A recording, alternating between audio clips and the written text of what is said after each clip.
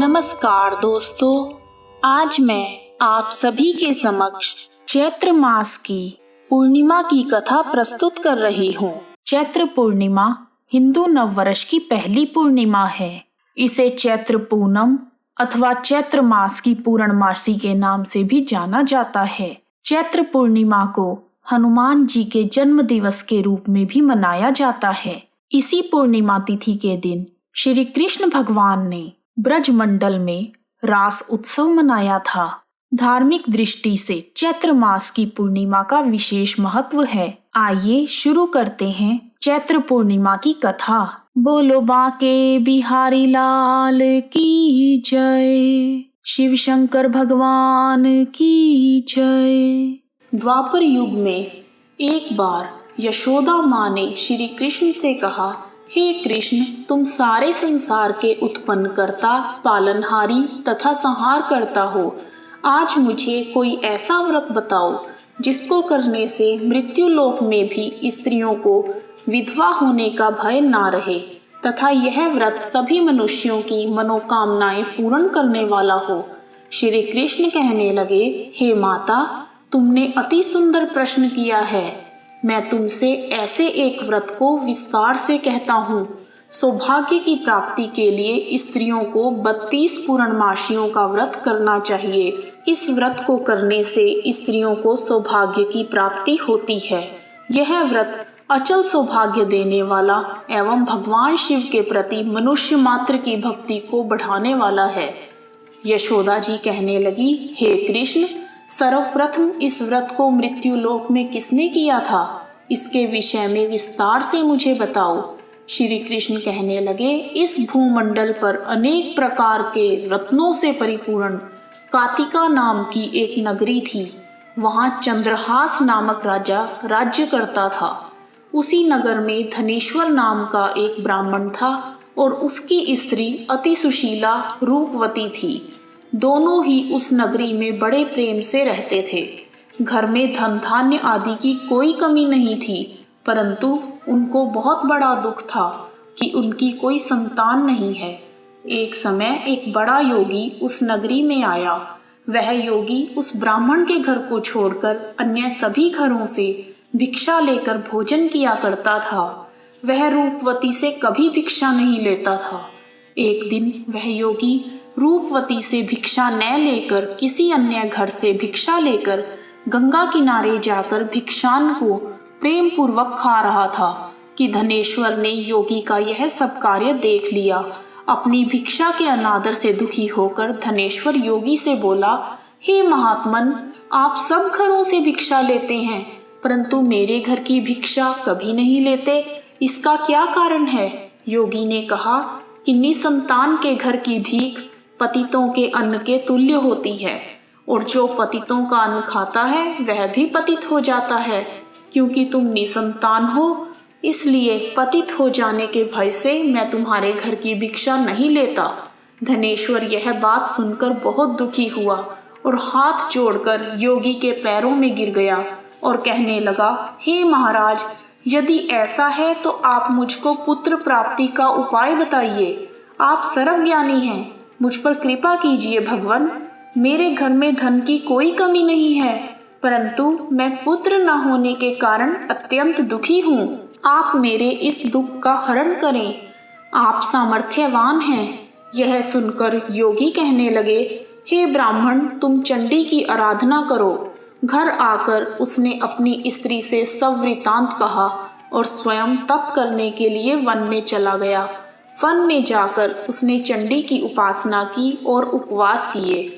चंडी ने 16वें दिन उसको स्वप्न में दर्शन दिया और कहा, हे धनेश्वर, जा, तेरे घर पुत्र होगा, परंतु वह 16 वर्ष की आयु में ही मृत्यु को प्राप्त हो जाएगा।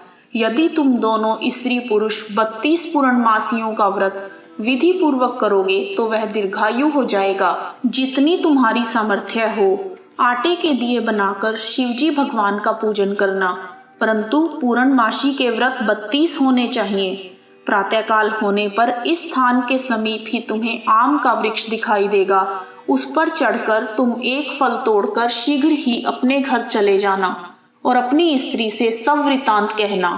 ऋतु स्नान के पश्चात वह स्वच्छ होकर श्री शंकर भगवान का ध्यान करके उस फल को खा लेगी। तब शंकर भगवान की कृपा से उसको गर्भ हो जाएगा। जब वह ब्राह्मण प्रातःकाल उठा तो उसने एक स्थान के पास ही आम का वृक्ष देखा, जिस पर एक अत्यंत सुंदर आम का फल लगा हुआ था। उस ब्राह्मण ने उस आम के वृक्ष पर चढ़कर फल को तोड़ने का प्रयत्न किया, परंतु वृक्ष पर कई बार प्रयत्न करने पर भी वह चढ़ नहीं पाया। तब उस ब्राह्मण को बहुत चिंता हुई और विघ्न विनाशक श्री गणेश भगवान जी की वंदना करने लगा। हे दयानिधे, अपने भक्तों के विघ्नों का नाश करके उनके मंगल कार्यों को करने वाले, दुष्टों का नाश करने वाले, रिद्धि सिद्धि प्रदान करने वाले, आप मुझ पर कृपा करके इतना बल दें कि मैं अपने मनोरथ को पूर्ण कर सकूं। इस प्रकार गणेश जी की प्रार्थना करने पर उनकी कृपा से धनेश्वर वृक्ष पर चढ़ गया और उसने सुंदर आम के फल को तोड़ लिया। उसने सोचा कि जो वरदान से फल मिला था वह यही है और कोई फल तो दिखाई नहीं देता। उस धनेश्वर ब्राह्मण ने जल्दी से घर जाकर अपनी स्त्री को वह फल दे दिया और उसकी स्त्री ने अपने पति के कहे अनुसार उस फल को खा लिया और वह गर्भवती हो गई। देवी जी की असीम कृपा से उसे एक अत्यंत सुंदर पुत्र उत्पन्न हुआ, जिसका नाम उन्होंने देवीदास रखा। माता पिता के हर्ष और शोक के साथ वह बालक शुक्ल पक्ष के चंद्रमा की भांति अपने पिता के घर में बड़ा होने लगा। भवानी की कृपा से वह बालक बहुत ही सुंदर, सुशील, विद्या पढ़ने में बहुत ही निपुण हो गया। दुर्गा जी की आज्ञानुसार उसकी माता ने 32 पूर्णमासी का व्रत रखना आरंभ कर दिया, जिससे उसका पुत्र बड़ी आयु वाला हो जाए। 16वां वर्ष लगते ही देवीदास के माता पिता को बड़ी चिंता हो गई कि कहीं उनके पुत्र की इस वर्ष मृत्यु ना हो जाए। इसलिए उन्होंने अपने मन में विचार किया कि यदि यह दुर्घटना उनके सामने हो गई तो वो कैसे सहन करेंगे। इसलिए उन्होंने देवीदास के मामा को बुलाया और कहा कि हमारी एक बहुत बड़ी इच्छा है कि देवीदास 1 वर्ष तक काशी में जाकर विद्या अध्ययन करे और उसको अकेला भी नहीं छोड़ना चाहिए। इसलिए साथ में तुम चले जाओ और 1 वर्ष के पश्चात इसको वापस ले आना।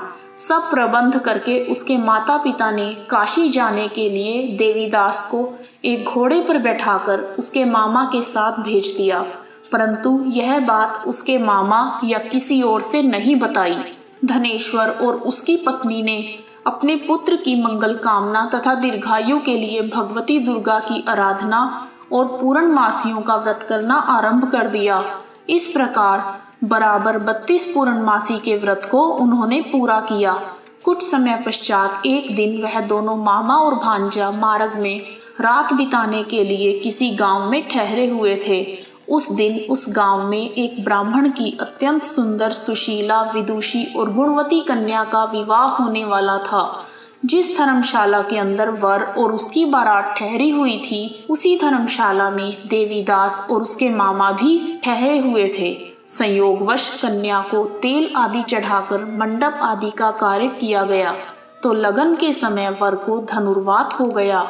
इसलिए वर के पिता ने अपने कुटुंबियों से परामर्श करके निश्चय किया कि यह देवीदास मेरे पुत्र जैसा ही सुंदर है, मैं इसके साथ ही लगन करवा दूं और बाद में विवाह के अन्य कार्य मेरे लड़के के साथ हो जाएंगे।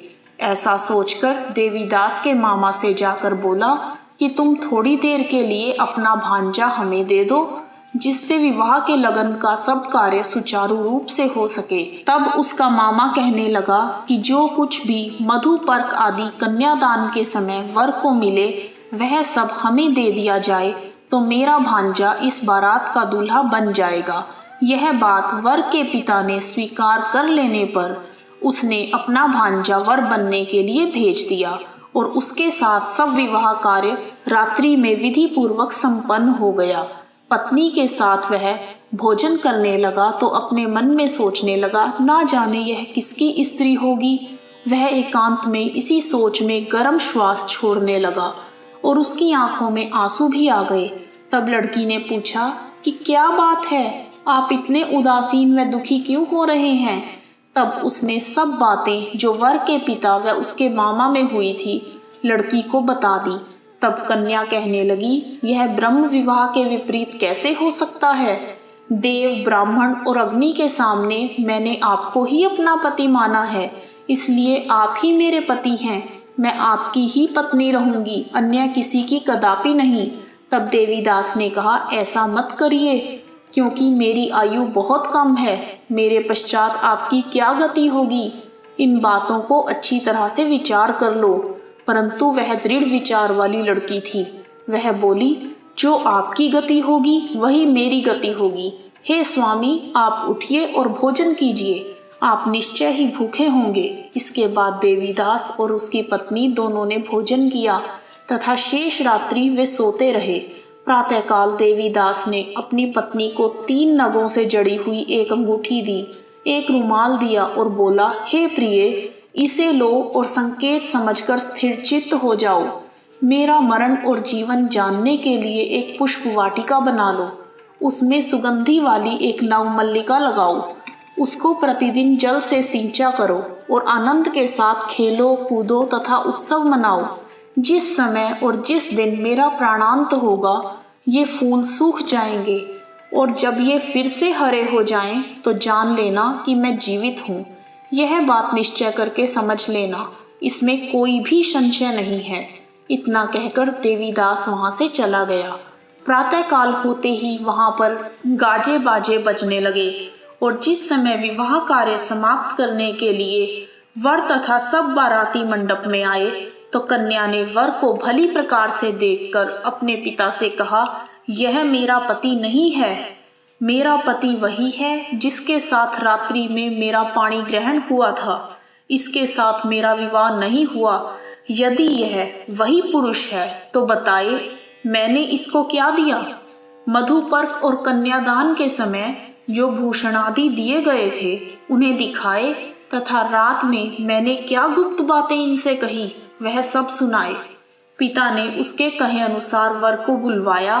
कन्या की यह सब बातें सुनकर वह कहने लगा, मैं कुछ भी नहीं जानता। इसके पश्चात लज्जित होकर वह अपना सा मुंह लेकर चला गया और सारी बारात भी अपमानित होकर वहां से लौट गई। भगवान श्री कृष्ण बोले, हे माता, इस प्रकार देवीदास काशी विद्याध्ययन के लिए चला गया। जब कुछ समय बीत गया तो काल से प्रेरित होकर एक सर्प रात्रि के समय उसको डसने के लिए वहां पर आया। उस विषधर के प्रभाव से उसके शयन का स्थान चारों ओर से विष की ज्वाला से विषैला हो गया, परंतु व्रत के प्रभाव से उसको काट नहीं पाया, क्योंकि पहले ही उसकी माता ने 32 पूर्णमासी का व्रत कर रखा था। इसके बाद मध्याह्न के समय स्वयं काल वहां पर आया और उसके शरीर से प्राणों को निकालने का प्रयत्न करने लगा, जिससे वह मूर्छित होकर पृथ्वी पर गिर गया। भगवान की कृपा से उसी समय माता पार्वती जी के साथ भगवान शंकर वहां पर आ गए। उसको मूर्छित दशा में देखकर पार्वती जी ने भगवान शंकर से प्रार्थना की कि हे महाराज, इस बालक की माता ने पहले ही 32 पूर्णिमा का व्रत पूरा किया था, जिसके प्रभाव से हे भगवान आप इसको प्राणदान दें। भवानी के कहने पर भक्त वत्सल भगवान श्री शिवजी भगवान ने उसको प्राणदान दे दिया। इस व्रत के प्रभाव से काल को भी पीछे हटना पड़ा और देवीदास स्वस्थ होकर बैठ गया। उधर उसकी स्त्री उसके काल की प्रतीक्षा किया करती थी। जब उसने देखा कि उस पुष्प वाटिका में पुष्प कुछ भी नहीं रहे, तो उसको अत्यंत आश्चर्य हुआ कि जब वह जैसे ही हरी भरी हो गई तो वह जान गई कि अब उसका पति ठीक ठाक है, वह जीवित हो गया है। यह देखकर वह बहुत प्रसन्न हो अपने पिता से कहने लगी, पिताजी, मेरे पति जीवित हैं, आप उनको ढूंढिए। जब 16वां वर्ष व्यतीत हो गया तो देवीदास भी अपने मामा के साथ काशी से चल दिया। इधर उसके ससुर उसको ढूंढने के लिए अपने घर से जाने वाले ही थे कि वह दोनों मामा भांजा वहां पर आ गए। उनको आया हुआ देखकर उसके ससुर को बहुत प्रसन्नता हुई और वह प्रसन्नता के साथ उन्हें अपने घर ले गए।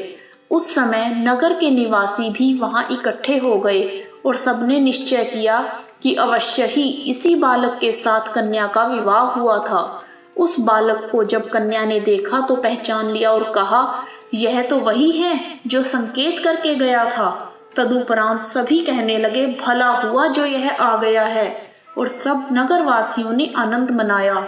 कुछ दिन बाद देवीदास ने अपनी पत्नी और मामा के साथ अपने ससुर के घर से बहुत से उपहार लेकर अपने घर के लिए प्रस्थान किया। जब वह अपने गांव के निकट पहुंच गए तो कई लोगों ने उसको देखकर उसके माता पिता को पहले ही खबर दे दी कि तुम्हारा पुत्र देवीदास अपनी पत्नी और मामा के सहित आ रहा है। ऐसा समाचार सुनकर पहले तो माता पिता को विश्वास ही नहीं हुआ, परंतु जब और लोगों ने भी आकर यही बात उन्हें बताई तो उनको बड़ा आश्चर्य हुआ। लेकिन थोड़ी देर में देवीदास ने आकर अपने माता पिता के चरणों में अपना सिर रखकर प्रणाम किया और उसकी पत्नी ने अपने सास ससुर के चरणों को स्पर्श किया तो माता पिता ने अपने पुत्र और पुत्र वधू को अपने हृदय से लगा लिया और दोनों की आंखों में प्रेमाश्रु बह चले। अपने पुत्र और पुत्र वधू के आने की खुशी में धनेश्वर ने बड़ा भारी उत्सव किया और ब्राह्मणों को दान दक्षिणा देकर प्रसन्न किया। श्री कृष्ण भगवान कहने लगे, इस प्रकार धनेश्वर 32 पूर्णमासियों के व्रत के प्रभाव से पुत्रवान हो गया। जो भी स्त्रियां 32 पूर्णमासी के इस पावन व्रत को करती हैं, वे जन्म जन्मांतर में वैधव्य का दुख नहीं भोगती और सदैव सौभाग्यवती रहती हैं। यह व्रत पुत्र पोत्रों को देने वाला तथा संपूर्ण मनोकामनाओं को पूर्ण करने वाला है। 32 पूर्णमासियों का व्रत करने से समस्त मनोकामनाएं भगवान शिव तथा माता पार्वती की कृपा से पूर्ण हो जाती हैं। सभी प्रेम से बोलो, भगवान शिव शंकर की जय। ओम नमः शिवाय। ओम नमः शिवाय। यदि आपको कथा पसंद आई है तो प्लीज़ मेरे चैनल को लाइक और सब्सक्राइब करना ना भूलें। धन्यवाद।